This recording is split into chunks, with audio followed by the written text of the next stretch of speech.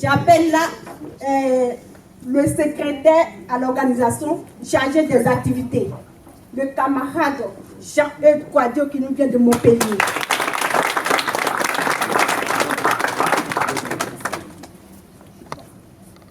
Secrétaire adjoint à l'organisation chargée des activités.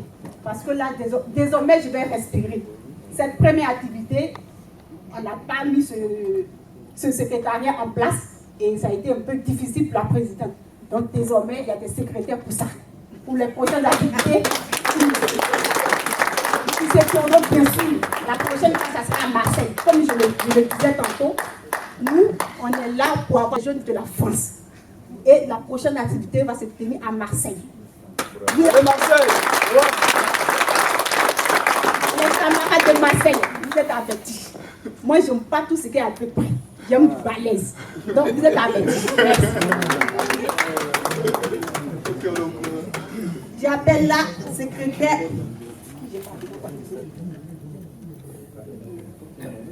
Excusez-moi. Secrétaire, alors, il est déjà appelé le camarade. Du coup, j'appelle secrétaire chargé du protocole. Voici parfait. Ce lundi, il a sa soutenance, dont je lui ai dit qu'il reste ses conseils. Parce que le pays compte sur lui. On lui souhaite bonne chance et qu'il nous donne la mention très bien, camarade. Son adjoint ici, c'est le camarade Adi Ivan qui nous vient de Grenoble.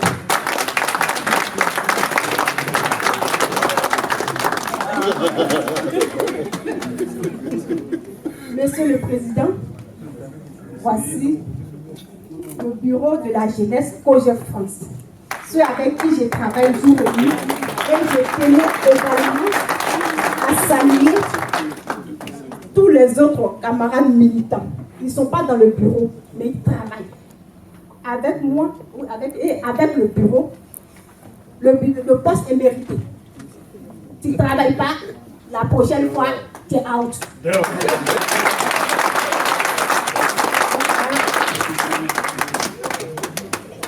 Et j'oubliais, désolé, Monsieur le Président, à côté de la présidente, on a des conseillers. Parce que dans la vie, il faut viser. Hein? Et ils sont là, ils me conseillent jour et nuit. Le premier conseiller, c'est le camarade Lasma Kouchivel, moi je l'appelle le blanc de son nom. Il nous vient de Marseille.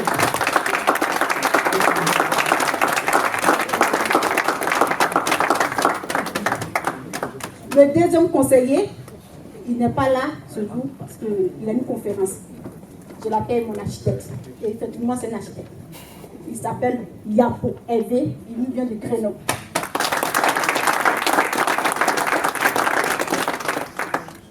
Et voilà les membres du bureau présentés. Merci.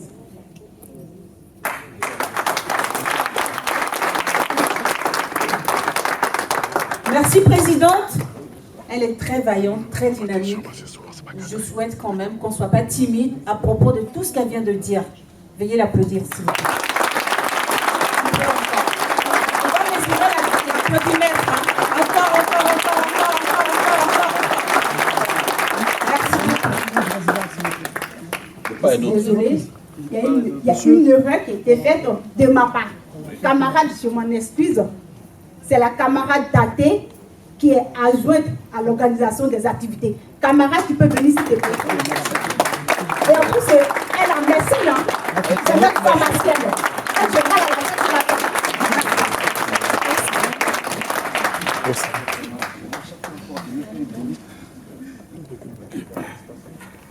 Merci beaucoup, camarades, de cette belle initiative. En tout cas, je suis flattée de savoir que la jeunesse et cette génération peut prendre le relais tranquillement. Merci beaucoup. J'aime bien cette assemblée. Et je suis venu ici. Mais j'avais quelque chose en tête que je voulais partager avec vous. C'était les valeurs. C'est vrai que tout à l'heure, je vous ai parlé d'idéologie, communisme, socialisme. Tout ça, ce sont des thèmes génériques. Ce sont des idées philosophiques. C'est des courants, des pensées politique, économique. Mais il est d'abord bon, malgré ça, qu'on puisse au moins s'identifier de quelle idéologie nous sommes proches. Le COJEP est d'abord socialiste. Il faut que vous le sachiez. Le COJEP est un parti socialiste. Mais comme tout évolue et que tout est dynamique,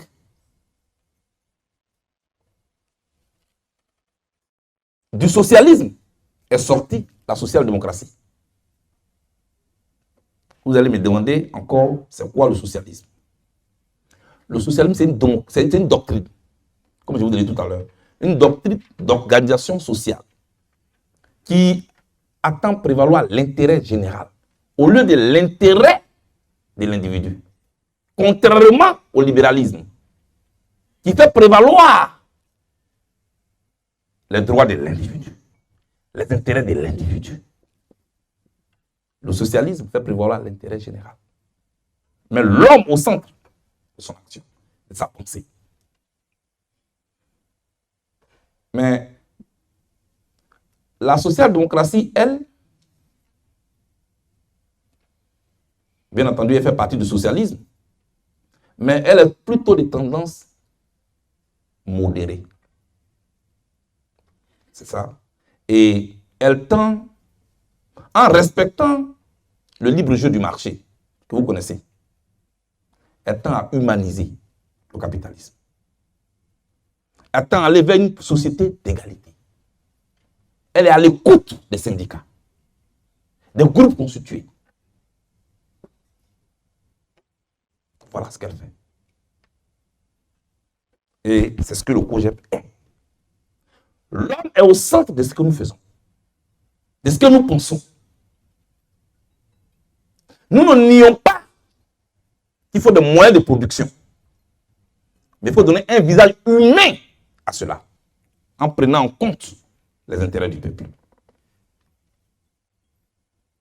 L'école gratuite, créer les conditions pour que même le plus pauvre ne meure pas parce qu'il n'a pas d'argent. Donc aller vers l'assurance, qu'on appelle aujourd'hui l'assurance universelle.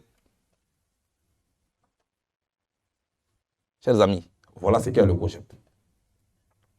Mais tu peux avoir tout ça. Si tu n'as pas des hommes de valeur, tu ne peux aller nulle part. Et regardez notre société aujourd'hui, c'est qu'elle est. Et c'est par là que moi, je voulais partager mes valeurs avec vous. D'abord, la conviction. La conviction. Je ne sais pas bien écrire, hein, parce que je suis habitué à l'ordinateur. Il y a longtemps que je suis sur l'ordinateur. Donc, la conviction. Voilà. C'est quoi la conviction? C'est l'état d'esprit de quelqu'un qui croit à ce qu'il pense. De quelqu'un qui est ferme sur ce qu'il pense ou sur ce qu'il croit être juste. C'est ça la conviction. Soyez des hommes de conviction. Soyez des femmes de conviction. Mais la conviction, elle s'accompagne de la constance.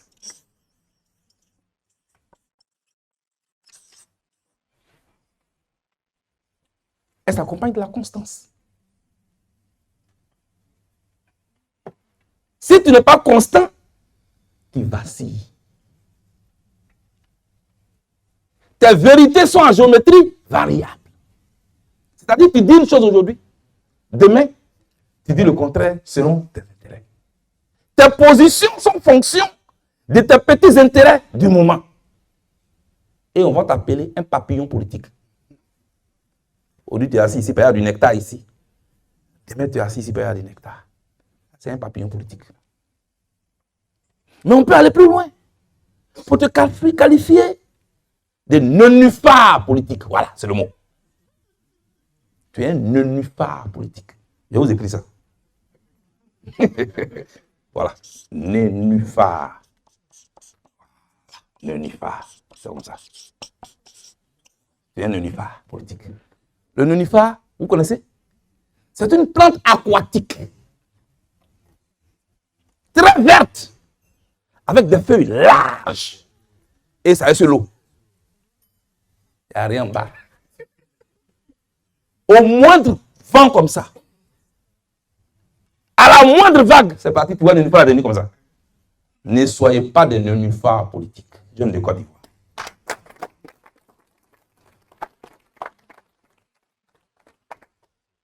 Celui qui est léger, celui qui n'a pas de contenu, il vacille. Prenez un seau, mettez ça là. Un seau vide. Dès que le vent souffle, ça va se renverser. Mais un seau qui a du contenu, un arbre qui a des racines, ne peut pas être déraciné par n'importe quel vent. Soyez ces arbres-là. Ayez du contenu. Ayez des convictions. Soyez constants dans ce que vous faites. Ne raisonnez pas selon vos intérêts du moment.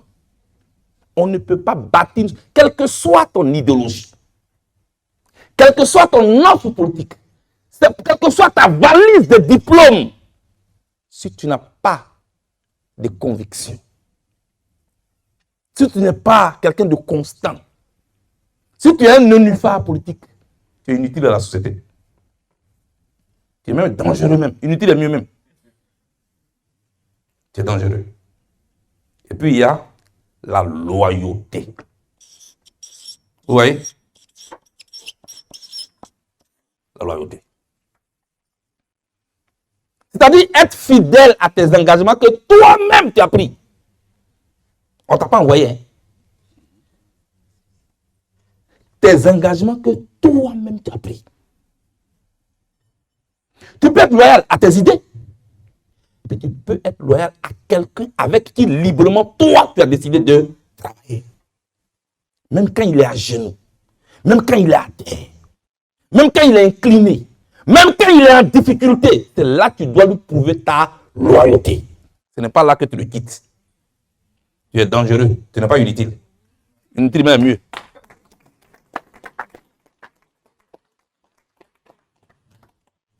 Ils ont toujours des raisons, hein.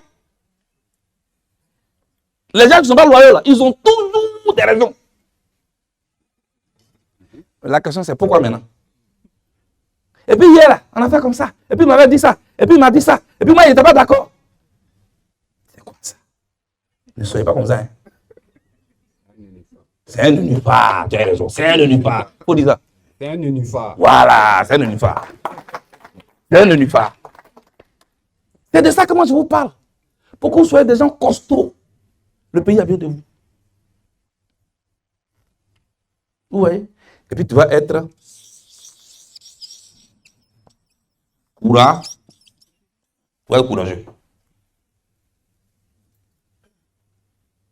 Ça, la conviction, la loyauté, ça c'est une force, c'est une qualité morale.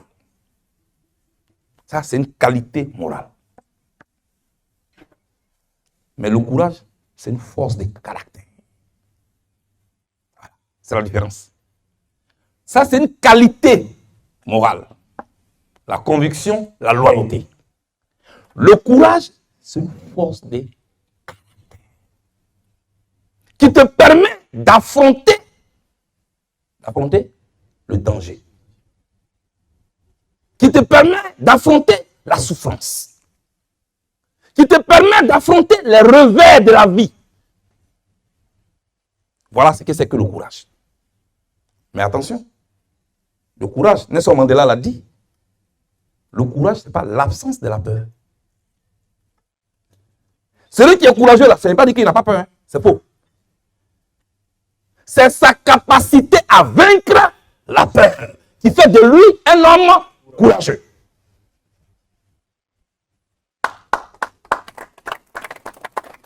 Voilà. Voilà ce que c'est. On peut être courageux et on peut être prudent. Souvent, on parle du recul de quoi? En Afrique, on dit quoi? Le recul du... Merci. Le recul du bélier. On n'a pas dit la fuite du bélier.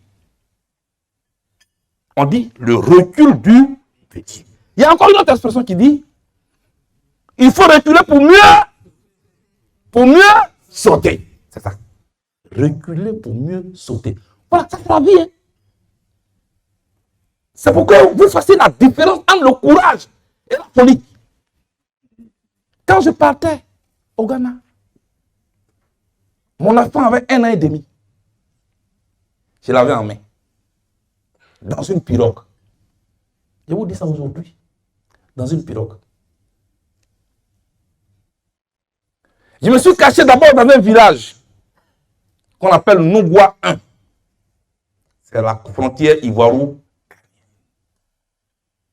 J'étais avec mon épouse. J'étais avec Dr Saraka. Il a commencé à pleuvoir vers 21h. J'ai réveillé mon épouse. J'ai dit, il est l'heure pour qu'on parte. Elle dit, il pleut. J'ai dit, c'est ça qui est bon pour moi. Quand il pleut là, chacun dans sa maison, personne ne va me reconnaître. Allons-y. C'est là que ça se passe. Parce que j'avais été tellement médiatisé. On fêtait déjà ma mort au Golf Hotel. Tout le monde disait que Bleu Goudé était mort. Donc moi, je savais ce que je risquais. On était tous poursuivis ensemble. Mais on ne risquait pas le même danger. La preuve, tout le monde est rentré aujourd'hui en Côte d'Ivoire. Moi, je suis encore ici. Donc c'est quand il pleuvait là, il dit, viens, il faut te lever en partie. La fille qui était ma première fille, elle a été sur toutes les pancartes des campagnes du président Gbagbo. Elle avait 6 ans. Elle vient d'avoir son bac.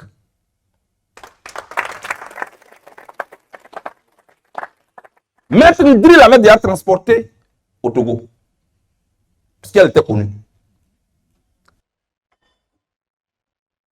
On a réveillé le piroguier du village sous la pluie. Et c'est lui qui nous a fait traverser.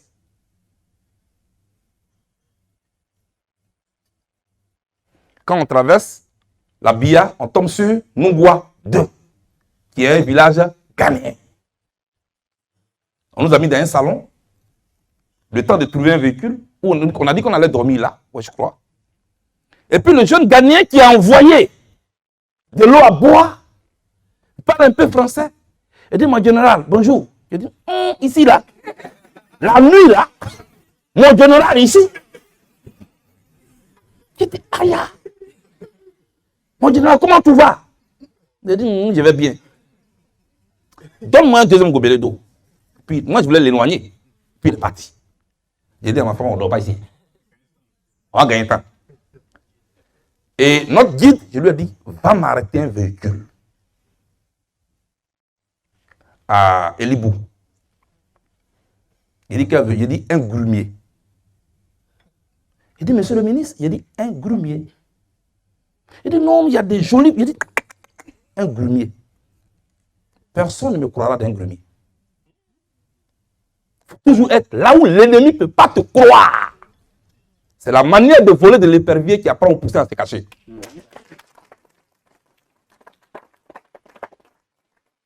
Et c'est dans un grumier, vous pouvez le noter, que j'ai regagné le Ghana.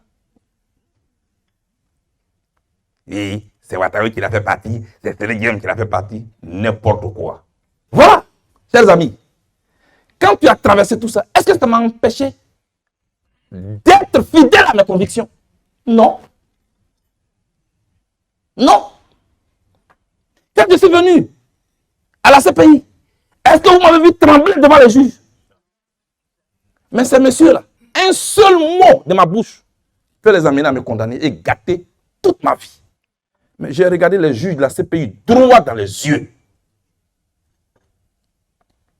Et je sortais de 14 mois de détention en isolement. C'est-à-dire que personne ne peut avoir accès à moi. Et je ne peux avoir accès à personne, à la DST. Et on m'a envoyé ici à la CPI. Je suis arrivé ici le 23 mars 2014, à 3 h du matin. C'est bon que vous connaissez mon histoire.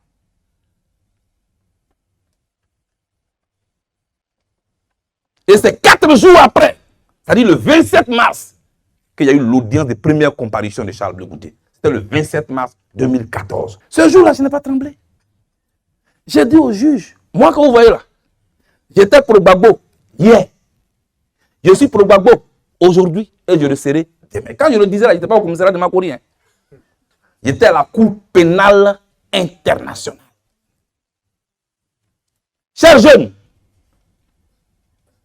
c'est de ça qu'il s'agit.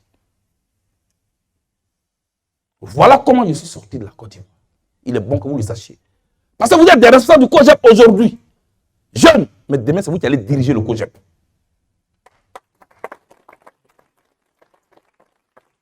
Soyez des hommes de conviction. Et ne confondez pas le combat et la querelle.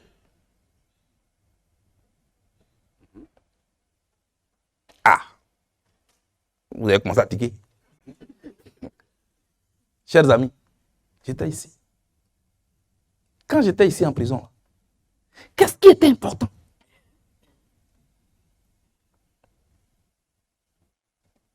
Est-ce que ce qui était important, c'est que je me mêle de ce qui s'est passé dehors? C'est ce qu'on attendait de moi. Pourquoi il ne donne pas sa position? Vous attendez ça aussi. Il n'a qu'à être clair là. Blé Goudé n'est pas clair. Je suis clair. Mais je ne dis pas ce que vous avez envie d'entendre. Et au moment où vous avez envie de l'entendre. Et je le répète encore, je ne suis pas un fonctionnaire international qu'on a affecté à la haie. Je ne suis pas un touriste. Je suis venu ici au nom de notre cause commune. Parmi des milliers de collaborateurs du président Laurent Gbagbo, on m'a envoyé ici. Et depuis, je suis là, alors que tout le monde est rentré en Côte d'Ivoire. Moi, j'ai fait quoi de particulier? C'est la même cause là qui m'a envoyé ici. Et je suis encore ici. J'attends beaucoup de bruit. J'attends beaucoup de bruit. Mais je ne vais pas répondre. Parce que mon pays est blessé. La Côte d'Ivoire revient de loin.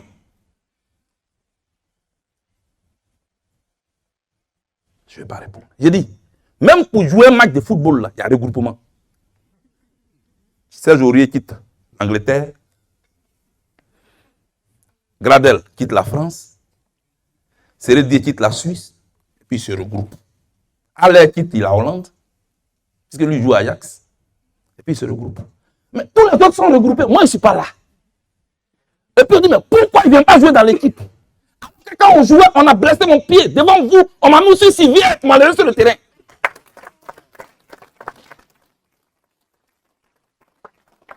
Quand on joue au ballon, avec un coéquipier qui de surcroît était bon 6, quand on court du match, un bon meneur de jeu, milieu défensif, on l'a blessé au cours du match. On l'a blessé au cours du match. On l'a mis sur civière. Devant vous tous, devant le monde entier, Blé Goudé a été mis sur civière. On l'a sorti du terrain. On lui a donné carton rouge. J'ai dit, en plus de la blessure, on lui a donné carton rouge. Et puis, mais pourquoi il ne vient pas jouer dans notre équipe? Pourquoi il ne vient pas jouer dans notre équipe? On peut faire ça. On peut faire ça. On peut faire ça. Voilà.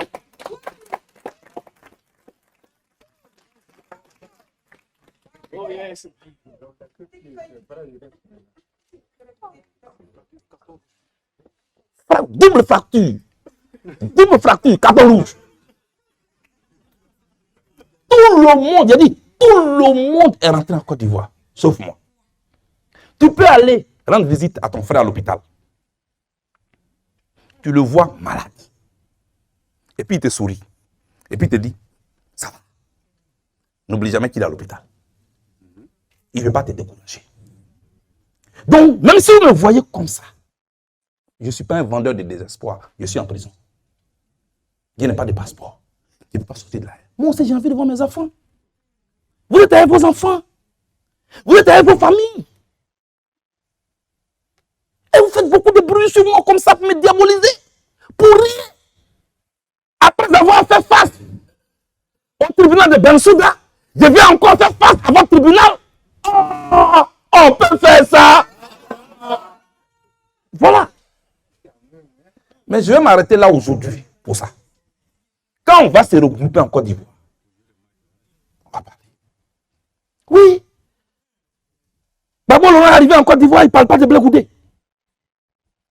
Mais depuis quand Gbagbo parle de moi? Allez dans les archives.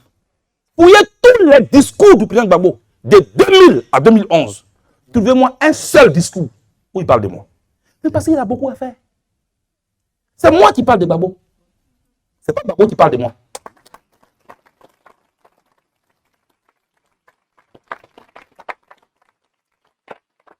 C'est moi qui parle de Gbagbo. Ce n'est pas Gbagbo qui parle de moi. Parce que chaque fois, il y a un nouveau thème. Hein? Chaque jour, il y a une nouveauté. Chaque jour, il y a un nouveau défi. Merci beaucoup. Oui. On m'a attrapé au Ghana. On m'a attrapé au Ghana. On dit oui, il a fait un deal. Il n'est pas en prison.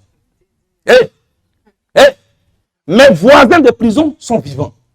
Quand je vais arriver en Côte d'Ivoire, je les présenterai à tous les Ivoiriens.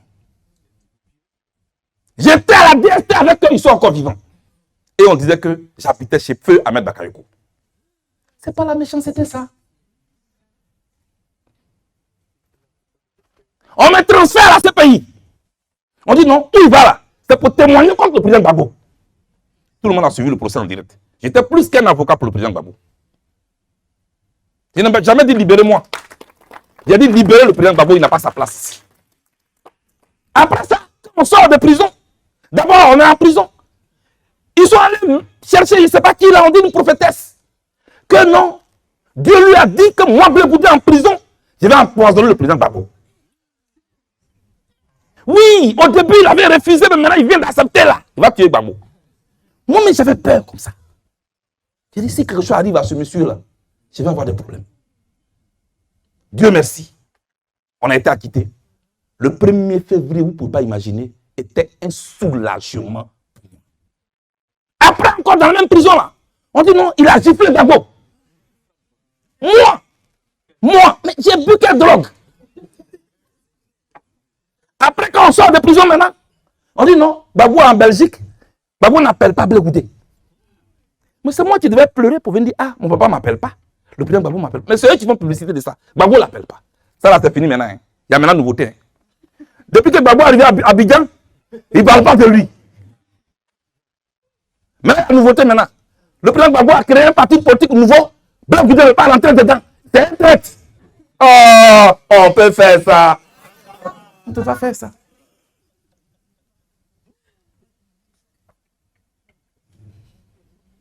Voilà la nouveauté qui est là. Hein. Mais je suis ici. J'attends aussi d'avoir mon passeport pour vous retrouver sur le terrain et puis on va analyser ensemble. Tout le monde sait que la politique, là, le béaba de la politique, on dit les réalités du terrain. Tout le monde le sait. Mais je veux être ici et puis on veut déjà me liquider. On veut forcément m'opposer au président Gbagbo. En fait, si vous avez vu de manière linéaire, toutes les accusations farfelues qui sont écoulées comme un château de cartes, l'objectif était là connu. M'opposer au président Gbagbo. Là maintenant, non. Il n'a pas dit qu'il est le fils de Gbagbo. Bon, Gbagbo a créé parti politique. Pourquoi il n'est pas là-bas? C'est un traite. J'ai dit, le monsieur là, il vient d'arriver. Il est en train de s'organiser. Mais c'est normal qu'il s'organise. Lui, il n'a pas dit mon nom, il sait pourquoi. Ah, lui, il sait pourquoi il n'a pas dit mon nom. Il sait où je suis. Il sait dans quoi je suis. Puisqu'on était dans ça ensemble.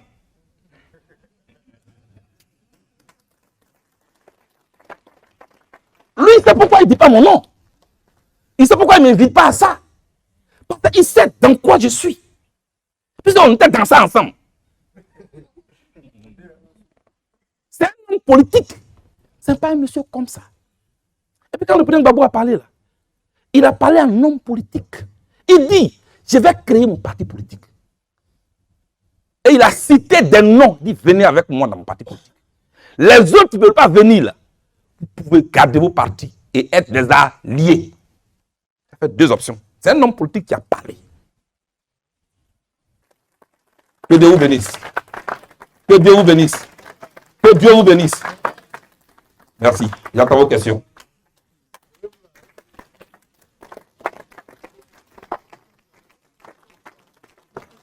Bonsoir à tous. bonsoir au président Charles Blé Goudé. Avant tout propos, si vous me permettez, nous sommes à une réunion de famille où le père est assis, les oncles sont assis. Donc, permettez-moi de parler comme en famille. Avant de poser ma question, j'ai un petit témoignage à raconter avec l'histoire de M. Charles Blé Goudé, aujourd'hui président du COJEP.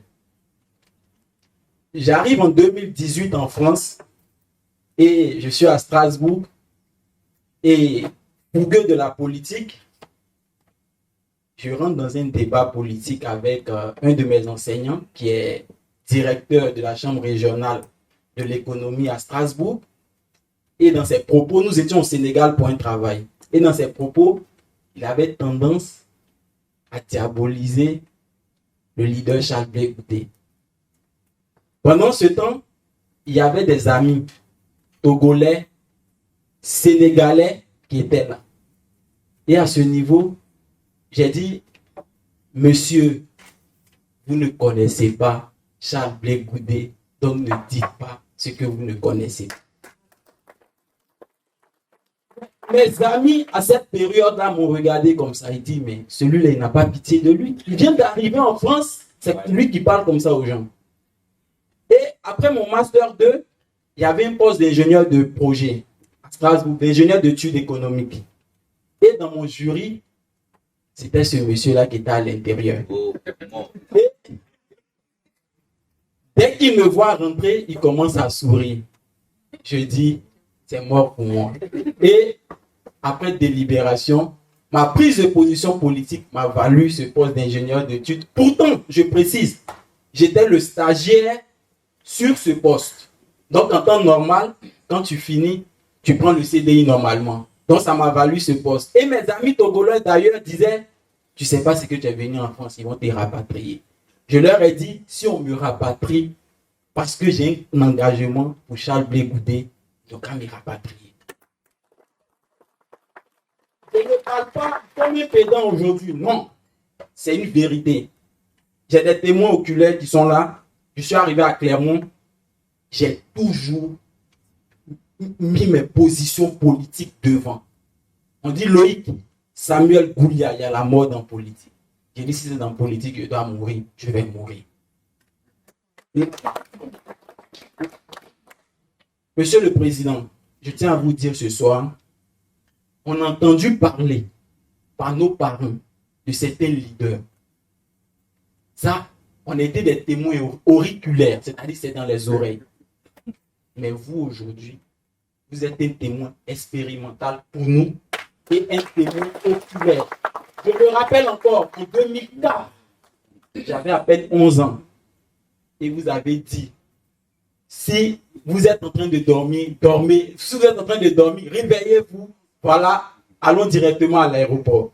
Bon, je vais être bref à ce niveau. Mais la question que je pose aujourd'hui à mon président, à notre papa, c'est d'où il tire son courage. Quand je parle du courage, c'est pas devant les gens. C'est-à-dire dans cette période où ça peut être difficile sur lui, c'est-à-dire dans sa chambre, qu'il est couché et il voit toutes ces attaques de part et d'autre, où il puise cette énergie-là pour toujours aller de perfection en perfection au niveau de son engagement politique.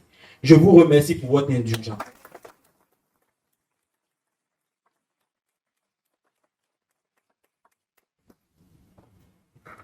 Bien, rappelle-moi ton nom. Loïc Samuel Goulia. Merci. Merci pour ton coup aussi. C'est là. Parce qu'en ce moment, dit sa part de vérité. À cette époque-là, à un moment où ce qui était considéré comme une vérité, c'était risqué pour toi. Tu l'as fait. Galilée a dit que la terre tournait. On lui a... Aujourd'hui, qu'est-ce qu'on étudie? On dit la terre tourne.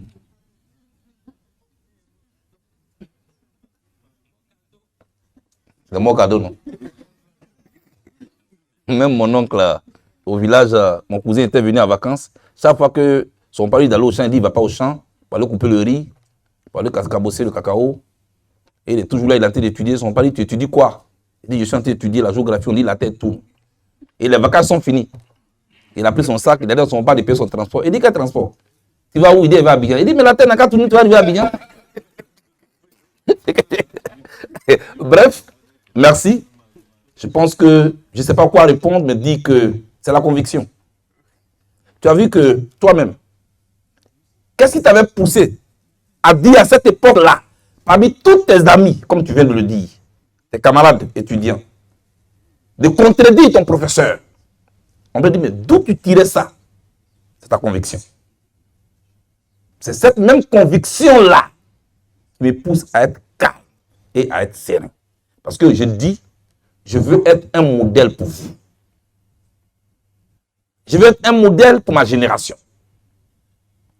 On dit que certains leaders aiment se faire applaudir dans les stades, mais quand ils sont face à l'épreuve, ils se réunissent eux-mêmes. Ma plus grande fierté ici à la CPI n'est pas que j'ai été acquitté. Ma plus grande fierté à la CPI, c'est que je n'ai pas servi de couteau de sacrifice contre Gbagbo Laurent.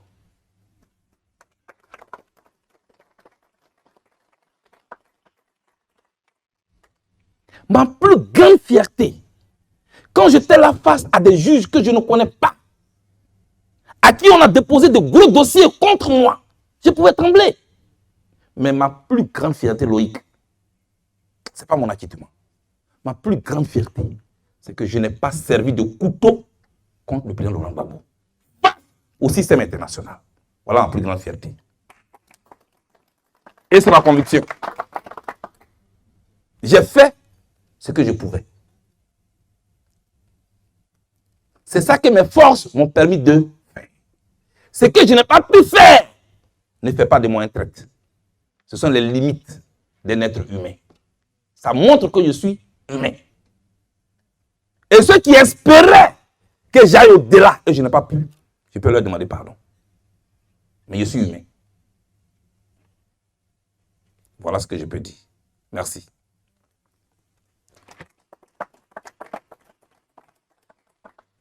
Merci beaucoup, Monsieur le Président. Donnez la parole. Alors, je suis le camarade Alain Béli-Siondé. Je suis secrétaire général de la Cordo Grenoble et je suis étudiant en master de droit et sciences politiques à l'université parlementaire. Waouh!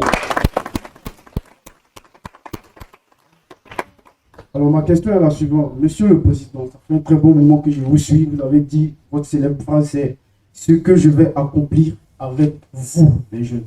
Est-ce que moi, Alain Béguier, je peux savoir, est-ce que nous qui sommes là aujourd'hui, puissions savoir ce que vous voulez faire exactement avec nous, de manière plus précise aujourd'hui? Voilà ma question. Rappelle-moi ton nom. Ouais, Béguier, ça c'est un programme de gouvernement. Hein. Ce qui me demande là. Mais je pense que, en un mot, tu as vu, ce que je vais faire pour vous, c'est différent de ce que je vais faire avec vous. Nous sommes ici d'en faire quelque chose avec vous dans une démarche participative. Où il n'y a pas un génie, un groupe de gourous cachés quelque part qui décide pour vous sans vous. Où on vous fait croire que votre avis ne compte jamais. Que le hasard, que Papa Nouveau, que Père Noël va venir et vous offrir des petits bonbons. Et, camarades jeunes de Côte d'Ivoire, au-delà, camarades jeunes d'Afrique, ça n'existe pas. Je vous l'ai déjà dit, la main qui donne est la main qui ordonne. D'accord? Quand tu reçois des miettes, quand tu reçois des cadeaux, apprête ton esprit à recevoir des ordres. J'ai dit aux femmes, celui qui t'entretient, il te tient. D'abord, cette base-là, elle doit être établie. Ou toi, je veux te donner l'estime de ta personne. Parce qu'en Afrique, en général, pas seulement en Côte d'Ivoire. Il y a un manque d'estime de soi. Il y a un manque d'estime de soi. On n'a pas l'estime de nous-mêmes. Et il y a un manque d'estime de ce qu'on possède. Et il y a un manque de valorisation de ce qu'on possède. Donc, on nous a mis dans l'esprit que le bonheur est ailleurs. On nous a mis dans l'esprit que ceux qui sont forts sont ailleurs. Et on se jette dans la Méditerranée pour aller mourir ailleurs. Moi, je veux donner aux jeunes de Côte d'Ivoire l'estime d'eux-mêmes. Apprécier ce qui est dans leur pays. Tu as une fois été à Monougaga? Parlant de tourisme, par exemple. Tu as une fois été à la baie des Sirènes? Hein? Nous sommes là-bas à Bérébi. Mon gars, tu n'as rien à vivre à Saint-Tropez ou bien quoi. La Côte d'Ivoire a des richesses. La Côte d'Ivoire a des espaces touristiques qu'il faut valoriser. Il y a des pays qui ne vivent que de tourisme. Le Kenya, le Sénégal, le Rwanda. Les gens vont faire les safaris au Rwanda, au Kenya.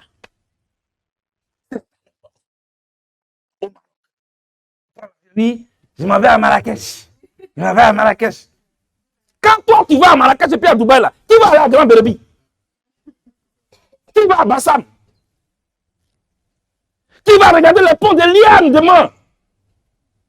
Qui va aller regarder les singes de Soko à Bondoukou?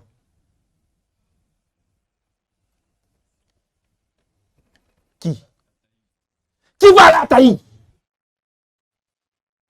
Qui va aller regarder les cellules à Bondoukou? À Sapia? Qui ira regarder les cellules de Sapia? Comment on le valorise? Tout cela, tout ce potentiel. Regardez le littoral que nous avons. C'est une richesse. Il nous faut seulement des leaders qui ont une vision. Il a failli dire Amen. Mais oui, il nous faut, oui, parce que les Chinois là, regardez. J'ai dit, j'étais en classe de 4e et en 3e. Je n'ai jamais oublié. On nous enseigne quoi en géographie? Ils ont faim parce qu'ils sont nombreux. Voilà ce qu'on nous enseignait sur la Chine. La Chine faisait de partie de ce qu'on appelait le tiers-monde. Ils sont plus dans le tiers-monde, hein. Ils sont dans le monde même. La Chine nous a laissé, même pas au rez-de-chaussée de l'humanité. Nous, on est descendus au sous-sol. La Chine, aujourd'hui, concurrence l'économie occidentale. Et les forces occidentales, avant de parler de la Chine, ils réfléchissent 1000 fois, c'est pas 10 fois. Pourquoi? La Chine, ce n'est pas Dieu qui est descendu. Ce sont des dirigeants qui ont conçu. Avec l'amour de ce qu'ils ont, l'estime de leur peuple, l'objectif de vouloir valoriser leur pays et le hisser au rang des pays compétitifs dans le monde. Dès que notre leader a mal à la dent, il me soigner à Paris. Il a mal à la tête. Je m'en vais au Maroc. Maroc, là, l'hôpital qui est là-bas, c'est toi qui as construit. C'est ton camarade ministre de la Santé qui a construit. Si je n'ai pas de vision, que je vais décliner en projet de société, que je vais plus tard décliner en programme de gouvernement, on va tourner en rond pour rien. Tu vas avoir tous les projets de société aussi. Mais si tu n'es pas des citoyens, tu se considères chacun comme le soldat, comme l'ambassadeur, comme le directeur commercial de son pays, tu perds ton temps.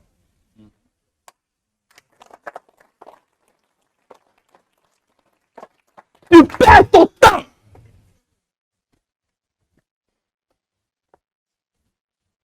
C'est quoi la morale? C'est quoi l'état d'esprit?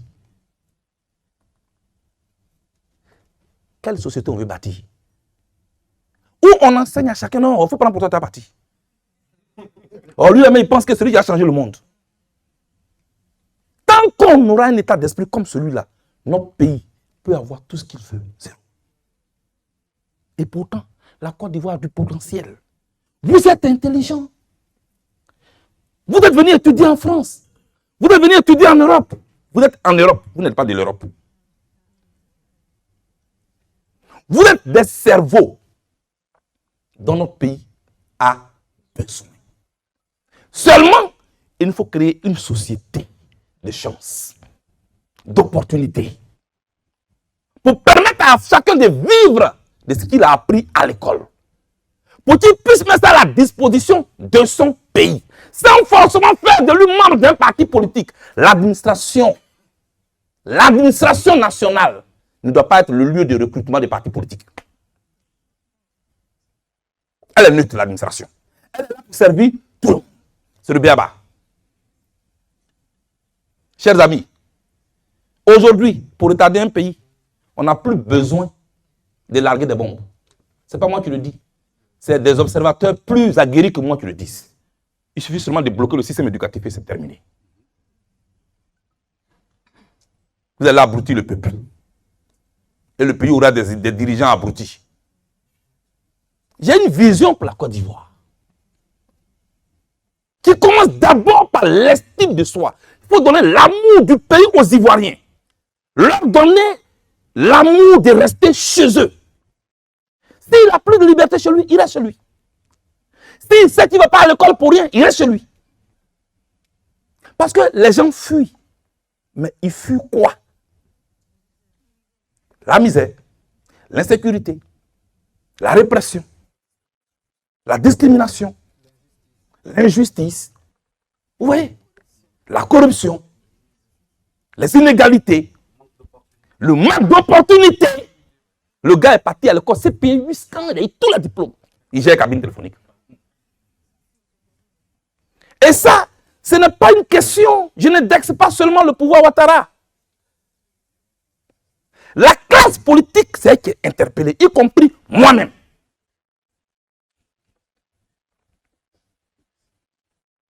Quelle est notre offre aux Ivoiriens? Parce que tu te bats pour dire on va remplacer le système qui est là. Mais j'ai demandé à quelqu'un un jour, on le remplace par quel autre système qui est différent? Quitte là, je vais manger aussi. Chers amis, j'aurais bien voulu répondre à toutes les questions ce soir. Mais on a beaucoup à se dire. Je vais vous trouver en France. Je vais vous trouver en France. Je vous fais cette promesse-là.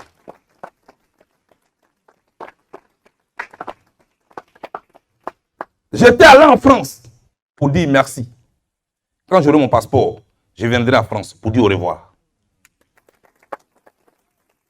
Et je dirai à Degremaï et à Nyawa de dire à Colombe et au Kamalama que je vais rencontrer toute la jeunesse que j'ai Europe en France. Vous tous. Et ce jour-là, je vais répondre à toutes vos questions. Il n'y a pas à faire de je vais prendre un cas pour partir. Nous tous, on est là. Je répondrai. Sinon, on ne va pas en finir. Hein. Mais sachez que la Côte d'Ivoire dont je rêve n'est pas cette Côte d'Ivoire oxydée qui est là, que j'observe. N'est pas cette Côte d'Ivoire qui est encore à la recherche de la tolérance, où on n'est plus tolérant. On est prêt à faire le bûcher de l'autre. Dès qu'il a une idée, une conviction, une opinion différente de la nôtre, on est prêt à le brûler. C'est un traître. Qu'est-ce qui nous arrive? Qu'est-ce qui nous arrive? L'idéal pour lequel on se bat est un idéal de confrontation d'idées. Et notre pays revient de loin. La Côte d'Ivoire revient de très loin. Malheur à celui qui va encore la replonger dans le feu. Malheur à celui qui va encore la replonger dans le feu. Moi, je suis ici. J'attends beaucoup de choses. Mais j'estime que notre pays est blessé. Qu'il y a plus important que ça. Donc, pour le moment, je n'ai rien à dire. Quand je serai en Côte d'Ivoire et que j'aurai pris la température de la situation. Et que moi aussi, je me serais imprégné des réalités. Et que je me serais approché d'un orphelin de guerre. Et que mes yeux auraient été capables de le regarder.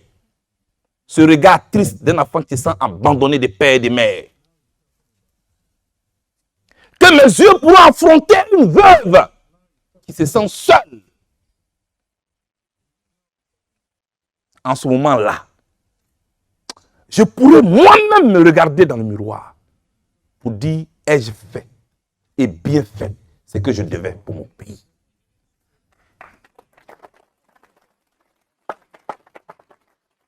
C'est Einstein qui l'a dit, Albert Einstein. Il dit la vraie folie, c'est de se comporter toujours de la même manière et puis espérer des résultats différents. Ivoirien. Est-ce qu'après ce qu'on a vécu, on va encore recommencer la même chose? Se réunir pour montrer à l'autre qu'il n'est rien? Pour réunir pour voir comment on va écraser l'autre? Après ce qui nous est arrivé, tirons les leçons de ce qui nous est arrivé. Je peux passer 10 ans. Ça fait déjà 10 ans que je suis à l'extérieur de la Côte d'Ivoire. Je peux même encore passer 5 ans, 10 ans. Ce n'est pas ça qui est important.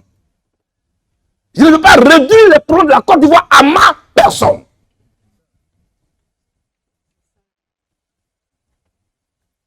Qu'est-ce qu'on dit là? C'est à cette question qu'on doit répondre. Quelles leçons avons-nous tirées de ce qui nous est arrivé? Pourquoi ça nous est arrivé? Ne cherchons jamais à triompher de qui que ce soit. Ne cherchons pas à humilier l'autre. Je le répète encore. Pour grandir, tu n'es pas obligé de rabaisser l'autre. Pour avancer, tu n'es pas obligé de retarder l'autre. Pour être propre, tu n'es pas obligé de salir l'autre. Parce que la boue que tu vas prendre pour lancer sur lui là, tiens, ça peut salir ta chemise aussi. Hein. Soyez tolérants. Et soyez des ambassadeurs, des directeurs commerciaux pour la Côte d'Ivoire. Les régimes vont passer. Les présidents vont passer. Moi-même, un jour, je peux ne plus tenir ce micro. Regardez l'intérêt de votre pays. Regardez l'intérêt de votre pays. Je vous en prie. Vous êtes des militants COJEP, jeunes face à moi. Mais au-delà de vous, je m'adresse à la Côte d'Ivoire plurielle. Quand je vais rentrer en Côte d'Ivoire, je ne rentre pas en tant que président du COJEP. Je veux parler à tous mes frères. Je veux parler à toutes mes sœurs. Dieu merci, nous sommes en 2021. Il n'y a pas d'élection en 2022. Non, on ne dirait pas que c'est parce que je veux être candidat que je parle. Il n'y a pas d'élection en 2023. Il n'y a pas d'élection en 2024. Mais est-ce qu'on va attendre 2025 pour venir encore jouer les pompiers? Tirons les leçons de ce qui nous est arrivé. Merci d'être venu. Merci d'être venu ici. Merci d'être venu ici. Que Dieu vous bénisse. Et cassier, nyepe, nani nyogre semio. Nyutu kamembra, jara nyu semao, zekamio, yeah. Eka jobli.